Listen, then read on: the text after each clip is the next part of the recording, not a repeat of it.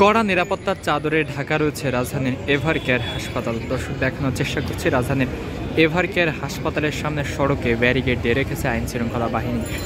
মূলত বিএনপির চেয়ারপারসন বেগম খালেদা জিয়া অসুস্থ অবস্থায় রাজধানীর এভারকেয়ার হাসপাতালে কিন্তু ভর্তি রয়েছেন। গত 23 নভেম্বর তিনি রাজধানীর এভারকেয়ার হাসপাতালে হৃদরোগজনিত সমস্যা নিয়ে ভর্তি হয়েছিলেন। তারপরে তার শারীরিক অবস্থার অবনতি হলে গত 24 নভেম্বর তাকে কিন্তু সিসিইউতে নেওয়া হয়েছিল। তারপর থেকে বিএনপির চেয়ারপারসন বেগম খালেদা জিয়ার শারীরিক অবস্থা কিন্তু অবনতির দিকে রয়েছে। দর্শক, বিএনপির চেয়ারপারসন খালেদা জিয়াকে উন্নত চিকিৎসার জন্য বিদেশে নেওয়ার কথা থাকলেও শারীরিক অবস্থা অবনতি থাকার কারণে তাকে কিন্তু উন্নত চিকিৎসার জন্য বিদেশে নেওয়া সম্ভব হয়নি এবং তারই ধারাবাহিকতায় রাজধানীর এভারকেয়ার হাসপাতালে বিদেশি ডাক্তারের আগমন কিন্তু ঘটছে। আমরা এর আগে দেখেছি চীন থেকে 5 জনের একটি বিশিষ্ট দল কিন্তু রাজধানীর এভারকেয়ার হাসপাতালে এসেছেন বিএনপি চেয়ারপারসন বেগম খালেদা জিয়ার উন্নত চিকিৎসা নিশ্চিত করতে, এবং আজও যুক্তরাজ্য থেকে অর্থাৎ লন্ডন থেকে একটি চিকিৎসক দল কিন্তু এই রাজধানীর এভারকেয়ার হাসপাতালে এসে পৌঁছেছেন যাতে বিএনপি চেয়ারপারসন বেগম খালেদা জিয়া দ্রুত সুস্থ হয়ে যান এবং উন্নত চিকিৎসা কিন্তু তাকে দিতে পারেন। আমরা দেখেছি সকাল থেকে রাজনৈতিক দলের নেতৃবৃন্দরা কিন্তু এই রাজধানীর এভারকেয়ার হাসপাতালে এসেছেন এবং বিএনপি চেয়ারপারসন বেগম খালেদা জিয়ার সাথে দেখা করার চেষ্টা করেছেন। দর্শক, মূলত গত কয়েকদিন আগে বিএনপি চেয়ারপারসন বেগম খালেদা জিয়াকে অতি গুরুত্বপূর্ণ ব্যক্তি হিসেবে ঘোষণা করেছে অধ্যাপক মোহাম্মদ ইউনূস।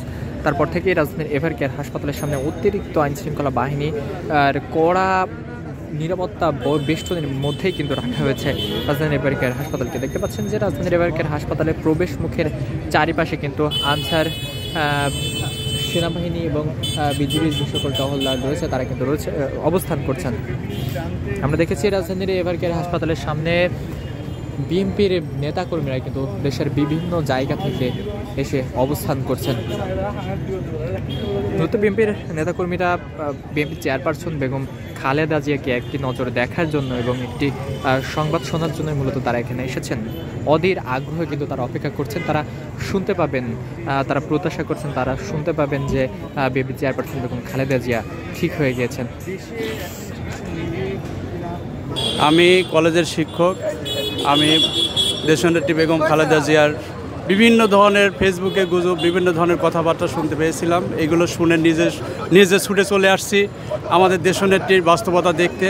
তো দেশনেত্রী ভালো আছেন, আমি মহাসচিবকে ভিতরে দেখতে পেলাম, উনি ঢুকেছেন।